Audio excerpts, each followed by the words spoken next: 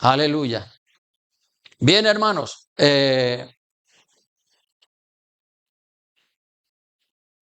les invito a que preparen su Biblia para considerar la palabra de Dios mientras se recoge la ofrenda. Y si alguien viene a la iglesia y quiere dar una ofrenda y no tiene dinero suelto, tiene un billete de 20 euros y lo quiere cambiar, pues mi esposa siempre está por allá, por al final de la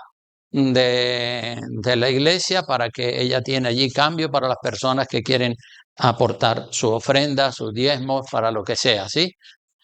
Bueno. ¿Listos todos con la Biblia dispuesta para considerar la palabra de Dios? Amén. Bueno, el título del mensaje, ya lo pueden ver ahí, la relación pastor-iglesia. Sobre esto es sobre lo que quiero compartir en este día, la relación pastor-iglesia, porque, como saben, algunos de ustedes, otros no lo saben, pero yo les quiero informar en este día. Y bueno, desde aquí quiero mandar también un saludo a todas las personas que a través del internet nos escuchan. Que el Señor los bendiga rica y poderosamente y que oren por nosotros y nosotros oramos por ustedes también. Amén.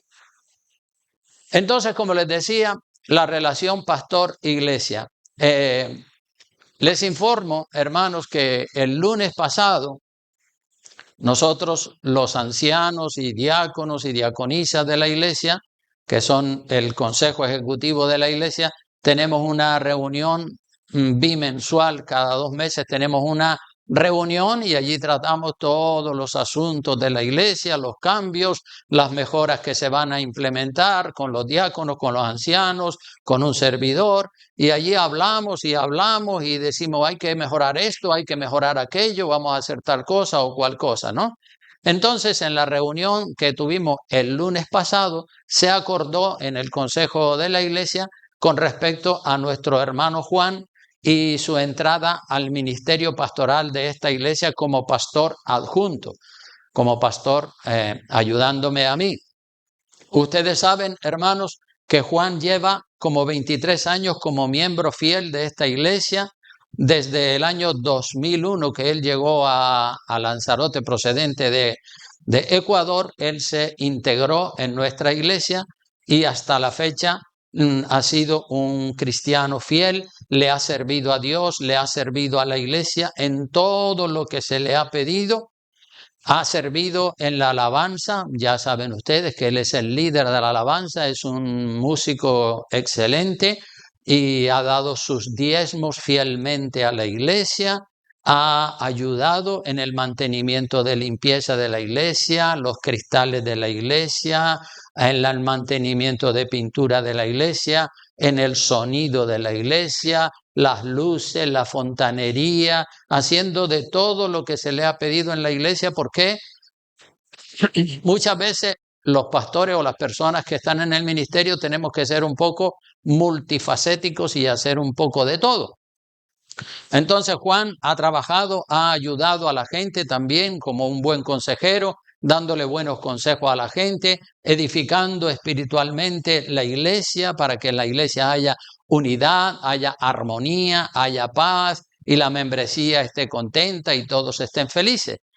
Y como digo, lleva desde el año 2001, pero desde hace 7 años Juan ha sido mi ayudante y ha estado trabajando a tiempo completo con contrato en esta iglesia con un sueldo de 1.200 euros al mes y ha estado dedicado a tiempo completo a la iglesia del Señor desde hace 7 o 8 años aproximadamente.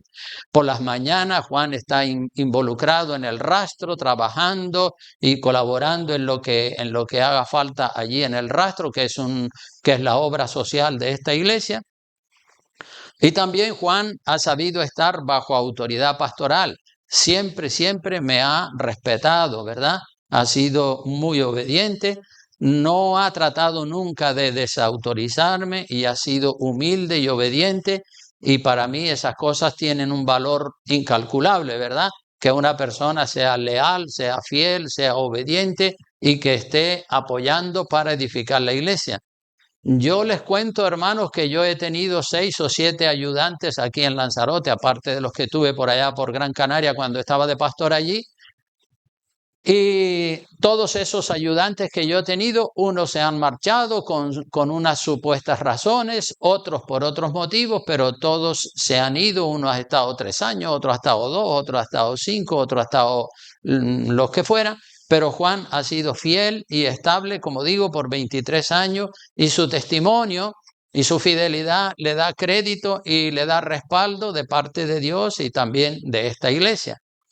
Y yo no estoy presentando a Juan para que sea pastor por el hecho de que sea mi yerno. Como es mi yerno, pues ese va a ser el pastor. No, yo lo estoy presentando a él porque creo que él está capacitado para el cargo, y su testimonio y su fidelidad acredita que sí, que tiene las condiciones bíblicas para ejercer un cargo como pastor. Como digo, Juan lleva también muchos años estudiando teología bajo mi supervisión, ¿verdad? Ha estudiado el curso de vida cristiana, el de servicio cristiano, que tiene 18 libros, y luego también ha estudiado el curso de teología que se pide para las personas que van a entrar en el ministerio. Juan ha terminado las 30, o mejor dicho, ya solo le queda una asignatura para terminarla durante lo que queda de mes, para que a principios del próximo mes de noviembre el director de la Universidad ISI viene para hacer la graduación, que será el día 2 de noviembre. Juan se graduará como pastor para que pueda ejercer ese ministerio. Como digo, ha estudiado las 34 asignaturas de teología de la universidad para graduarse como pastor. Son asignaturas, por ejemplo, es una de las asignaturas. Como pueden ver, son libros que tienen mucha materia, mucho texto, y hay que leer bastante y hay que estudiar bastante. Y él pues ha hecho todas esas asignaturas con muy buenas calificaciones. Y además, mientras ha estado estudiando, ha estado trabajando y conjugando así la teoría con la práctica ministerial, lo cual no es fácil, pero siempre es mejor que la teoría sola, ¿verdad? En el pasado hemos enviado varios estudiantes, varios jóvenes, para que estudiaran en el Instituto Bíblico de Granada. Y bueno, sí, han estado allí 3 años, 4 años estudiando, mucha teoría, y luego cuando han salido graduados, pues no se han comprometido con la iglesia, o se quedan un poco así desorientados, porque una cosa es la teoría y otra cosa es la práctica. En el caso de Juan y en el caso de todos los estudiantes que nosotros vamos a preparar, los prepararemos bajo mi supervisión. Estudiarán teología con el Instituto Global University, y al mismo tiempo que estudian, también pondrán en práctica todo lo estudiado y estarán sirviendo y estudiando. No solo la teoría, sino la teoría con la práctica. Amén. Es mucho mejor así, aunque sea más duro y aunque sea más difícil. También quiero decir que Juan reúne todos los requisitos de la Biblia para ser pastor, todos los requisitos que el apóstol Pablo dice que tiene que tener un pastor en 1 de Timoteo capítulo 3 versículos 1 al 7, después los vamos a mirar. Y todos los miembros de esta iglesia, y yo como pastor, y los diáconos y los ancianos, todos conocemos la vida y el testimonio de Juan, y que para nosotros no es un desconocido que hay que probarlo, no, ya él ha sido probado y requete probado y ha dado la talla. Juan tiene mi respaldo, tiene el respaldo de los diáconos, del consejo de diáconos y ancianos de la iglesia, tiene sobre todo el respaldo de Dios, y esperamos que tenga también el respaldo de todos los miembros de esta iglesia, para que él pueda ejercer un pastorado juntamente con un servidor y bajo mi autoridad, hasta que Dios permita. Cuando Dios diga, bueno, Santiago, ya se te acabó tu tiempo, te voy a recoger, pues entonces ahí quedará Juan trabajándole al Señor. Cuando Dios lo determine, él continuará. Cuando Dios lo determine, Juan entrará ya al ministerio pastoral y estará, como digo, con un servidor, trabajando como hasta ahora lo hemos hecho. Y cuando el Señor me lleve a mí a su reino, pues él continuará solo, con la ayuda y con la colaboración de otros. Estamos orando para que el Señor levante obreros, pero los obreros que el Señor levanta uno se da cuenta quién tiene pasión y quién no tiene pasión. La persona que anhela ministerio, eso se ve. Se ve cuando una persona dice, yo quiero ser un siervo de Dios, quiero ser un misionero, un evangelista. Esa persona no hay que estarle dando manivela, venga, estudia, venga ahora, ven aquí, haz esto, haz lo otro. No, esa persona tiene un impulso, tiene una fuerza tremenda y él mismo estudia, ora, busca y busca y busca sin que tenga que haber una persona dándole manivela.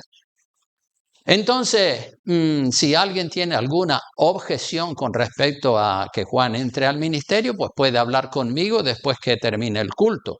Yo, hermanos, no sé cuántos años me quedan de vida, ya tengo 71 años, me jubilé a los 65, como saben todos ustedes, pero sigo trabajando como si estuviera con 50 años. Pero es necesario que haya un hombre joven preparado para la sucesión cuando Dios lo determine, no ahora, por supuesto.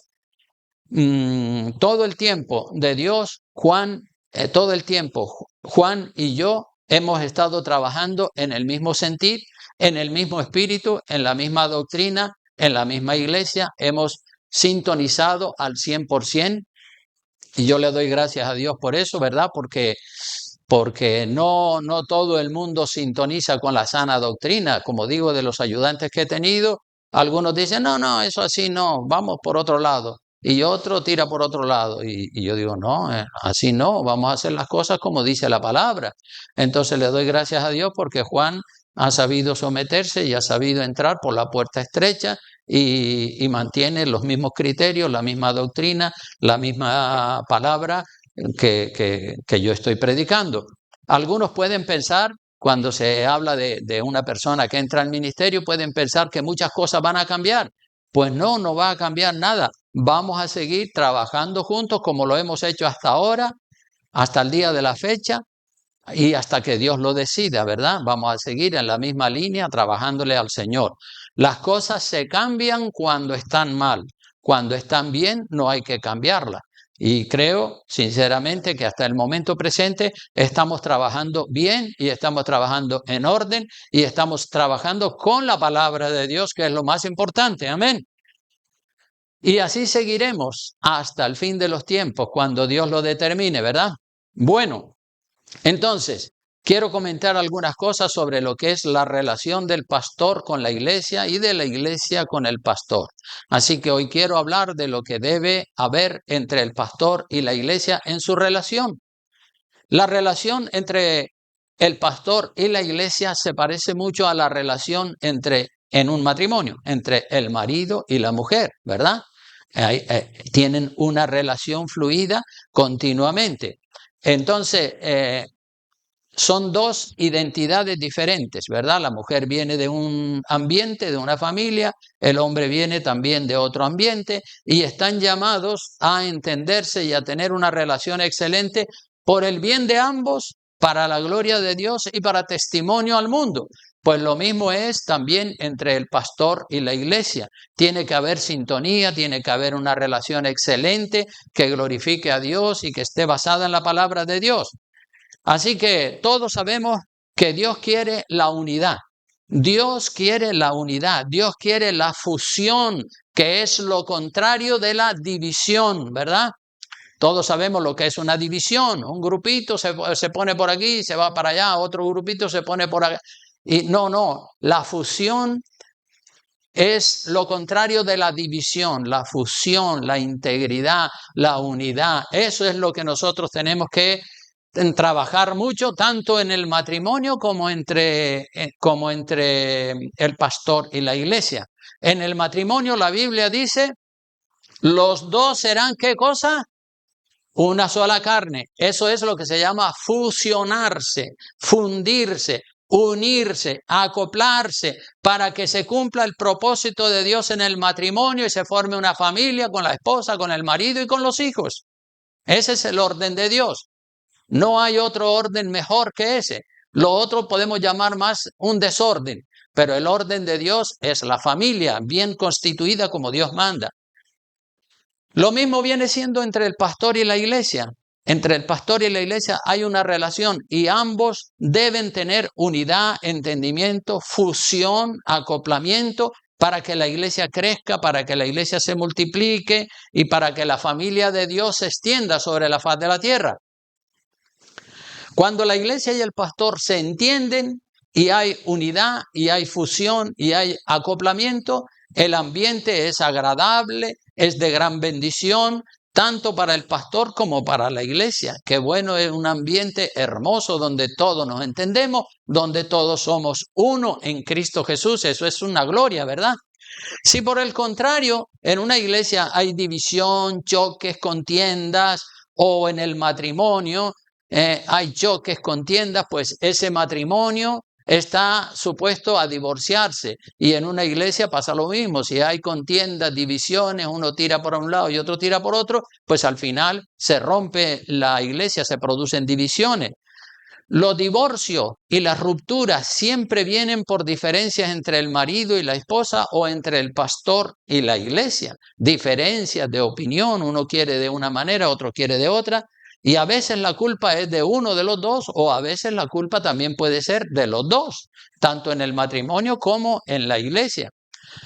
La única ley, hermanos, que trae unidad a la familia y al matrimonio y a la relación entre el pastor y la iglesia es la perfecta ley de Dios. ¿Cuántos dicen amén a eso? La ley de Dios, esa ley es perfecta. Y cuando todos entramos por esa ley, hay unidad, entendimiento. No es lo que diga el esposo, no es lo que diga la esposa, es lo que dice la palabra de Dios. No es lo que diga el pastor, no es lo que diga la iglesia, es lo que dice Dios en su santa palabra. Amén. Cuando todos entramos por lo que dice la Biblia, hay unidad sí o sí, hay bendición sí o sí. Ahora, cuando alguien se salta las reglas de la palabra de Dios y quiere hacer las cosas a su manera, evidentemente van a haber problemas tanto en el matrimonio como en la iglesia. Y el éxito, hermano, el éxito de toda relación está en mantener el orden jerárquico de Dios, que es el mismo para el marido y la esposa y también para el pastor y la iglesia, ¿verdad? Vamos a ir al primer pasaje de la Biblia para que veamos que Dios tiene un orden jerárquico, un orden de autoridad establecido y cuando se entra por ese orden, todo funciona y Dios pone las cosas en su sitio. Vamos a ir a 1 Corintios capítulo 11, versículo 3. Tenga su Biblia lista. Y aquí vemos lo que dice la Escritura. Pero quiero que sepáis que Cristo es la cabeza de todo varón. Y el varón es la cabeza de la mujer. Y Dios, la cabeza ¿de quién? De Cristo. O sea que Dios es la cabeza de Cristo. Cristo es la cabeza de todo varón y el varón es la cabeza de la mujer. Eso está establecido por Dios desde el principio de la creación. O sea que aquí tenemos el orden de autoridad. Dios, Jesucristo, el varón y la mujer. Y en la iglesia, pues viene siendo lo mismo. Dios, Jesucristo, el pastor, la iglesia, todos estamos sujetos a una autoridad. Solo que la autoridad para el pastor es diferente o solo que la autoridad para el marido es diferente a la autoridad de la mujer. La autoridad para la mujer es el varón, la autoridad para el marido es Cristo. Este orden de autoridad es tanto para el matrimonio entre un hombre y una mujer como para la relación entre el pastor y la iglesia. Veamos lo que dice Efesios capítulo 5. Verso 21 en adelante, Efesios 5, verso 21, dice la Escritura. Vamos a leer todos el versículo 1, por ejemplo. Dice, someteos unos a otros en el temor de Dios. Someteos unos a otros en el temor de Dios. Unos a otros se refiere según el orden jerárquico que Dios haya establecido. Este verso 21 habla de someterse. Las esposas se someten al marido. Los miembros de la iglesia se someten al pastor. El pastor se somete a Cristo. Así lo dice la palabra. O sea que aquí no hay nadie que quede suelto sin estar bajo la sumisión de alguna autoridad. Todos estamos bajo autoridad. ¿Cuántos dicen amén? El pastor es el primero que tiene que mostrar que está bajo la autoridad de Cristo, ¿verdad? porque el pastor es la cabeza visible de la iglesia, la cabeza invisible es Jesucristo.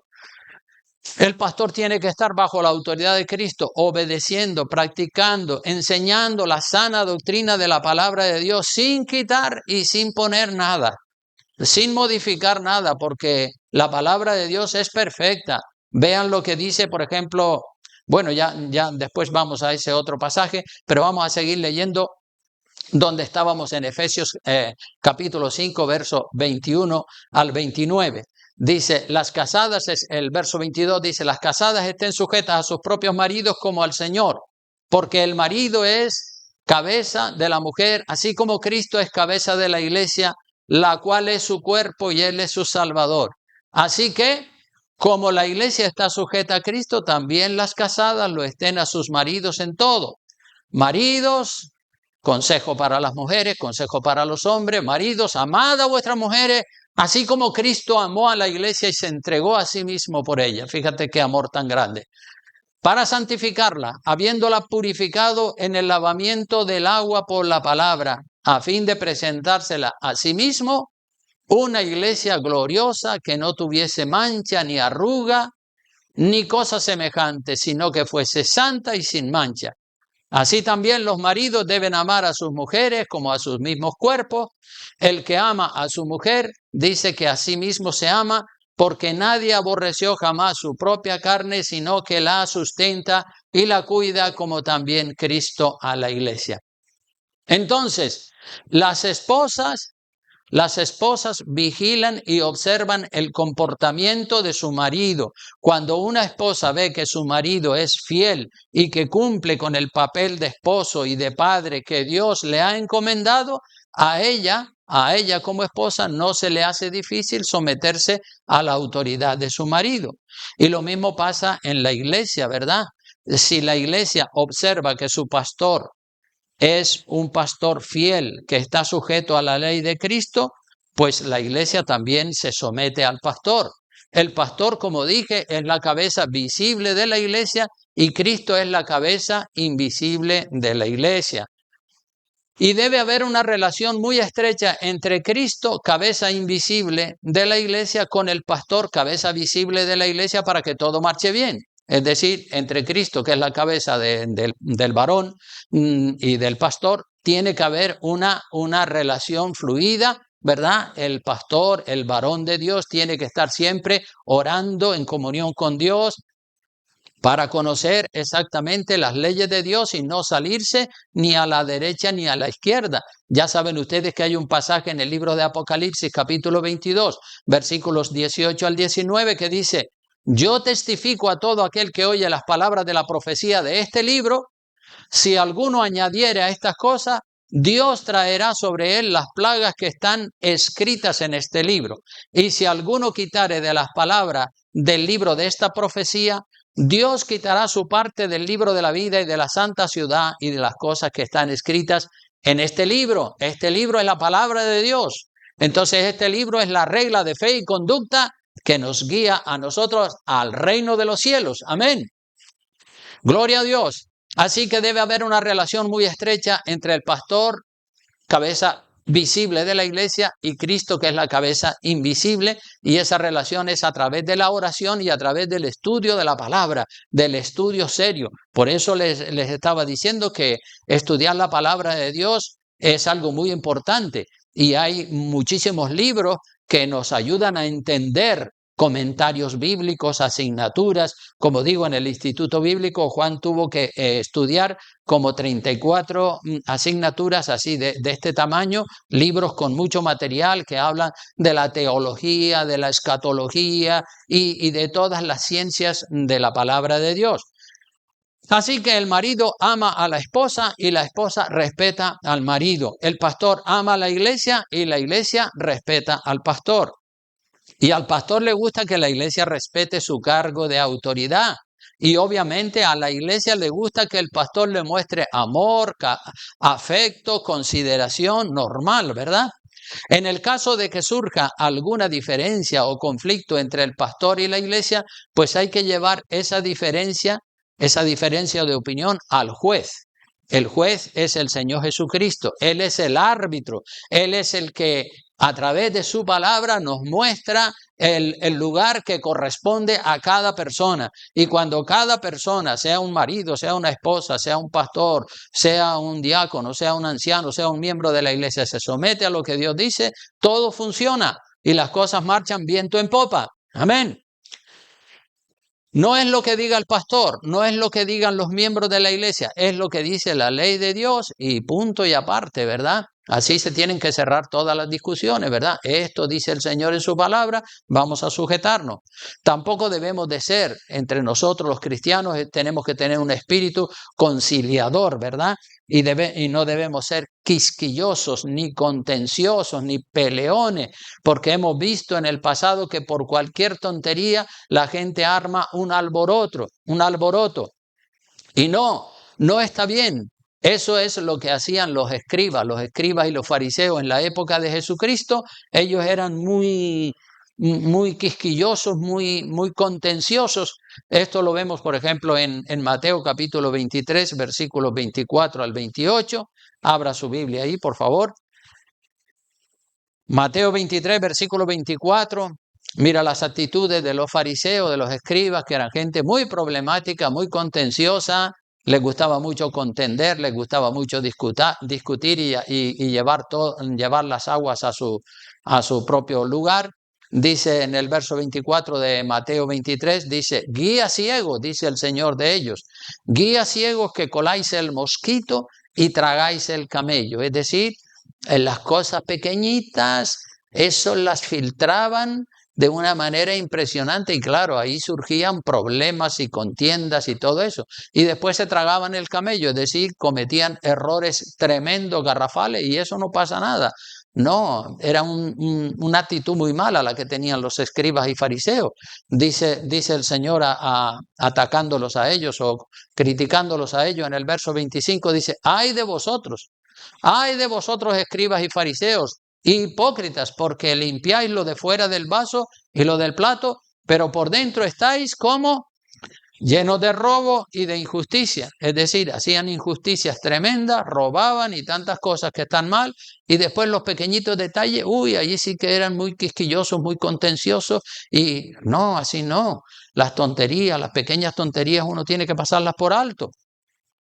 Sigue diciendo el verso 27, dice, ¡ay de vosotros, escribas y fariseos, hipócritas, porque sois semejantes a sepulcros blanqueados, que por fuera, a la verdad, se muestran hermosos, mas por dentro están llenos de huesos de muertos y de toda inmundicia. Así son los sepulcros, ¿verdad? Por fuera parece muy bonito, con una lápida, con unas flores y todo blanqueado y todo muy bonito, pero por dentro huesos de inmundicia, gusanos y de todo. Así también vosotros, le dice el Señor a ellos, por fuera la verdad os mostráis justos a los hombres, pero por dentro estáis llenos de hipocresía y de iniquidad. O sea que nosotros como cristianos tenemos que estar limpios por dentro y limpios por fuera también, ¿verdad? No solamente limpios por fuera, sino limpios por dentro primero y después por fuera. Amén.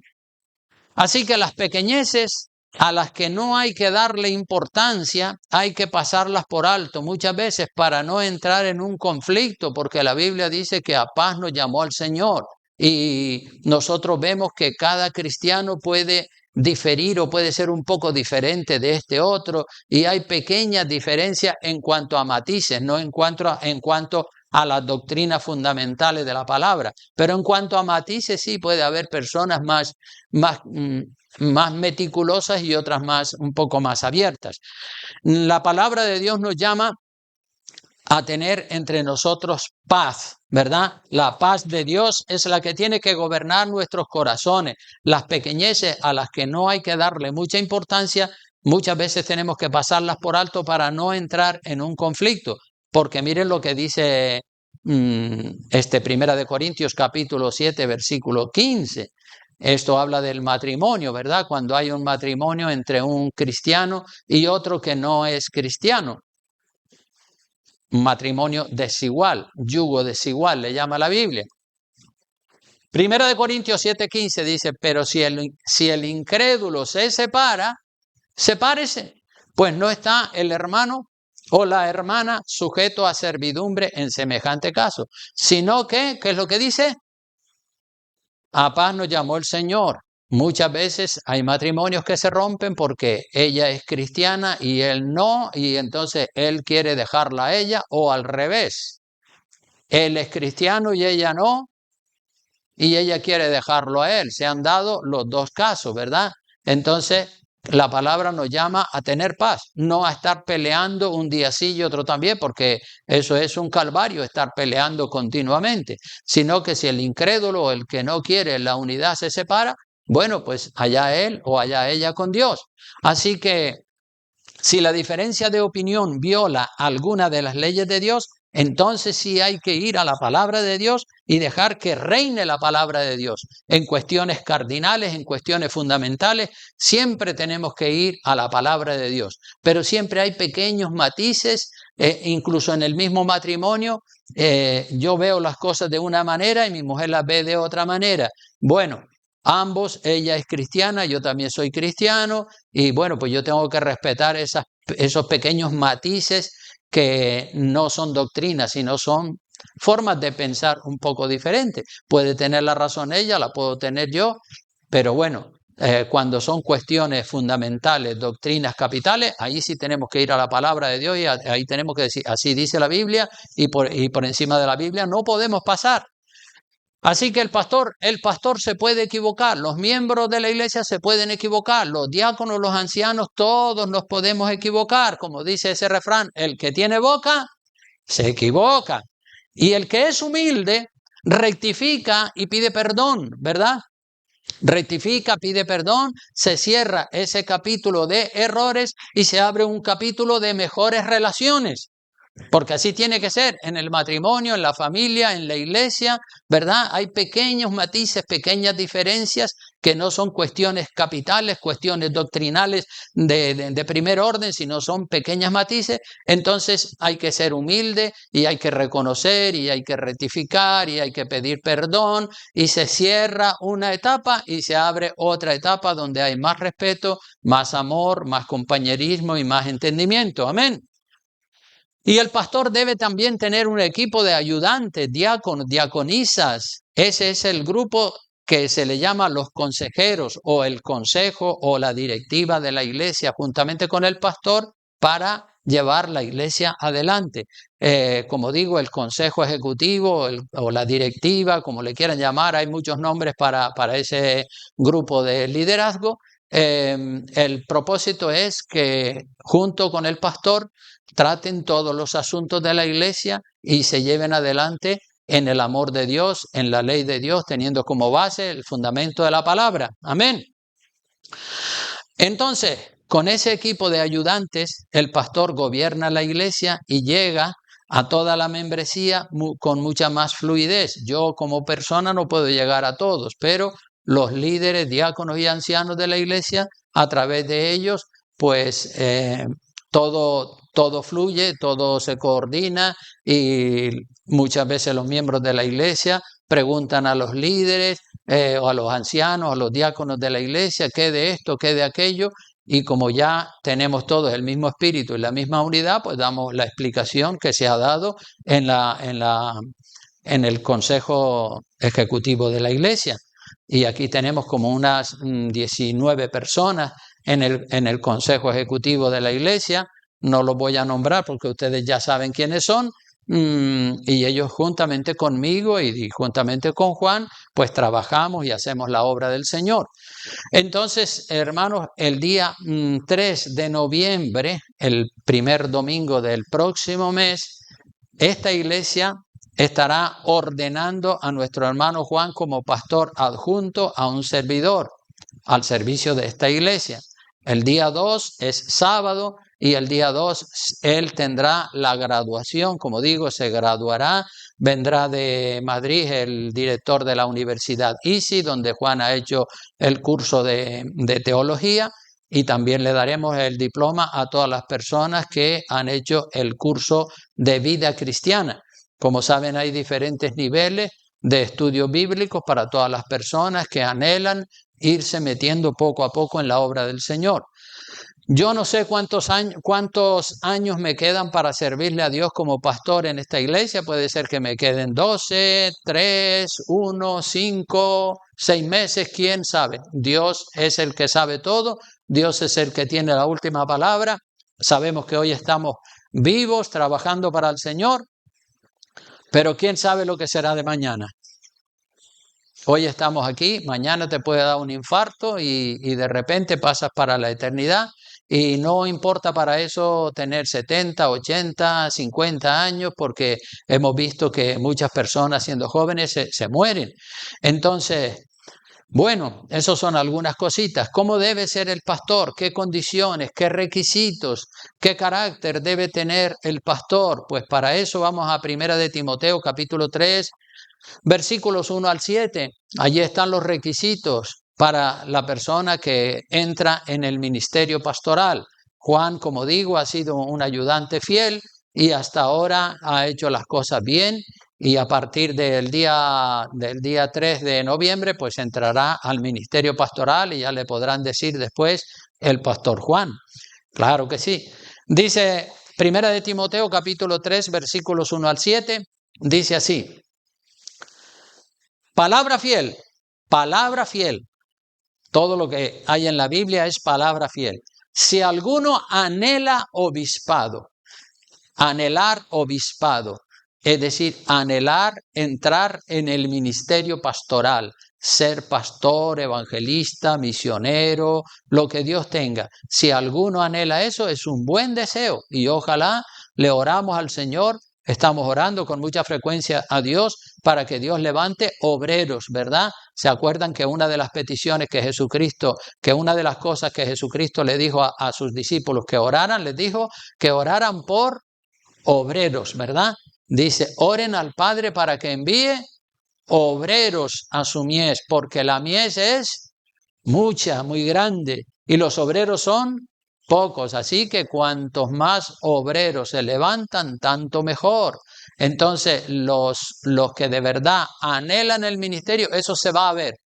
Se va a ver en el celo que la persona tiene, se va a ver la entrega, la consagración, y yo como pastor pues me fijo y veo quién tiene celo por las cosas de Dios y quién va un poco así de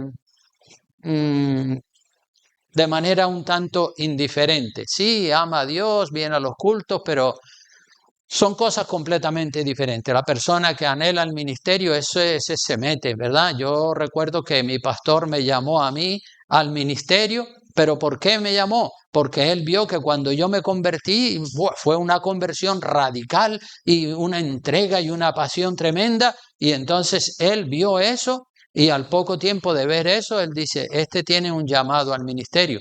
Y Dios se lo dijo a él y él después me lo dijo a mí sin que yo le dijera nada. Y eso es así, ¿verdad? Ese es el orden para entrar en el ministerio. Y cuando se entra en el ministerio hay que tener unos requisitos que la palabra de Dios los deja bien claros en 1 de Timoteo capítulo 3 versículos 1 al 7. Vamos a ver, dice palabra fiel, si alguno anhela obispado, buena obra desea. Buena obra desea, excelente, ¿verdad? Buena obra, mejor trabajar para el Señor que trabajar para cualquier otro ámbito de la vida. Dice, pero es necesario que el obispo o el pastor sea como irreprensible, que no haya que estarle llamando la atención un día sí y otro también, o que no haya que estarle dando manivela y empujándolo para que haga algo. Si es así, mejor que no entre al ministerio. Una persona que no tiene pasión, que no tiene celo por la obra del Señor, déjalo ahí sentado y el Señor va a mostrar quién es el que tiene ganas y quién es el que no tiene ganas. Así que es necesario que el obispo sea irreprensible. Y el segundo requisito dice, marido de una sola mujer. Gloria a Dios porque Juan cumple ese requisito. Irreprensible, marido de una sola mujer, que no haya que estarle llamando la atención un día sí y otro también. Marido de una sola mujer, y Juan llena este requisito, solo ha tenido una mujer y esperamos que sea uno con ella hasta que la muerte lo separe, como es el plan y la perfecta voluntad de Dios. El verso 2 dice también que tiene que ser sobrio, prudente, decoroso, hospedador, apto para enseñar. Un pastor tiene que ser serio, no estar con relajo, con bromas, con tonterías continuamente, porque cuando yo he visto pastores que siempre están de relajo, de cachondeo, de recocha, como dicen los colombianos, ya la gente empiezan a quitarle importancia a las cosas de Dios, ya como que el temor de Dios desaparece del corazón de las personas, y ya empiezan con el vacilón y con las tonterías. Y no, con las cosas de Dios son serias, hermano. ¿Cuántos dicen amén a eso? Las cosas de Dios son serias. Bueno, se puede dar una broma, pero todo tiene que ser dentro del orden del Señor. Entonces tiene que ser serio, prudente, decoroso, estable, comprometido, hospedador, acogedor, apto para enseñar, apto para enseñar. Y para poder cumplir ese requisito del final del versículo 2 dice, apto para enseñar. Como digo, para cumplir ese requisito de apto para enseñar, primero tiene que haber estudiado. ¿Cómo va a enseñar si no ha estudiado? ¿Cómo va a enseñar si no ha aprendido? ¿Cómo se aprende? Estudiando, estudiando y estudiando y estudiando y estudiando y estudiando. Entonces, si no le gusta estudiar, ¿cómo va a aprender? Tiene que invertir. Juan ha invertido muchísimas horas estudiando, y yo y tantos otros que están en el ministerio, estudiando y escudriñando y leyendo y leyendo y leyendo y deleitándose en la lectura. Entonces, para poder cumplir ese requisito de apto para enseñar, pues obviamente tiene que haber estado estudiando, y como digo, Juan ha estado estudiando muchísimo y yo lo he estado supervisando. Ya les mostré uno de los libros. Este, por ejemplo, es uno de los libros que él ha estudiado sobre la oración y la adoración, sobre todo lo que dice la Biblia sobre la oración, la adoración, el ayuno, teología, escatología, en fin, todas las asignaturas de la palabra de Dios. Entonces, sigue diciendo la palabra en el verso 3, dice ahí, no dado al vino, no pendenciero, no codicioso de ganancias deshonestas, sino amable, apacible, no avaro, ¿verdad? O sea que tenga control, total control, dominio propio contra los apetitos carnales. Ya saben ustedes que el vino, las mujeres, el dinero, esos son tentaciones por las cuales muchas personas y muchos pastores han caído, porque se han dejado llevar de las mujeres, del vino, de las pasiones, del dinero, y todo eso. Ahí han caído y han traído un testimonio horrible, un testimonio pésimo. Y bueno, pues eso la palabra del Señor también lo dice bien claro. El versículo 4 y 5 dice que gobierne bien su casa. Este es otro requisito, que gobierne bien su casa, que tenga a sus hijos en sujeción con toda honestidad. Esto es muy importante también, hermanos, control de los hijos y de la esposa. ¿Cómo va a pastorear la iglesia si no sabe pastorear a su esposa y a sus hijos? Tiene que tener control sobre los hijos y sobre la casa. Obviamente se refiere a los hijos cuando son pequeños y están bajo el techo de la casa paterna. Cuando ya los hijos se van de la casa, ellos hacen su vida y ahí podrán hacer lo que quieran. Siempre oramos por los hijos de los pastores y por los hijos de todas las personas que están descarriados para que vuelvan a los caminos del Señor. Y sigue diciendo más. En el verso 6, por ejemplo, dice, no un neófito, no sea que envaneciéndose caiga en la condenación del diablo. Bueno, un neófito es una persona sin estudio, sin preparación. Un neófito es una persona propensa a enorgullecerse, y si es propenso a la vanagloria y a enorgullecerse, terminará cayendo, ¿dónde? En la condenación del diablo. Ese es otro requisito. Bien claro lo dice la palabra de Dios. No un neófito. No sea que envaneciéndose un principiante que porque le den 2 palmaditas en la espalda ya se le llenó el corazón de orgullo, ya se cree que es la estrella resplandeciente de la mañana. No, el hombre de Dios tiene que ser humilde y tener control y estar siempre dándole la gloria a Dios de manera verbal y pensándolo también, porque el diablo quiere meterse aquí en la mente y quiere meternos pensamientos de orgullo, de soberbia y inflarnos a nosotros. Entonces, la persona que se deja inflar y que se deja enorgullecer, ese es un neófito y cae por la vanidad que tiene, cae en la condenación del diablo, como dice el versículo 6, así de claro. O sea que eso es lo que es un neófito. El verso 7 dice, también es necesario que tenga buen testimonio ¿de quién? De los de afuera, de los vecinos, de las amistades, de la gente de afuera, de la iglesia que le conocen, que tenga buen testimonio también de parte de ellos. La iglesia, hermano, debe amar a su pastor y orar por él, y orar por su esposa, y cuidarlos. La relación pastor-iglesia, hermano, iglesia, pastor, debe cuidarse mucho para que la gente del mundo vean una hermandad de bendición en la iglesia y se conviertan al Dios vivo y verdadero.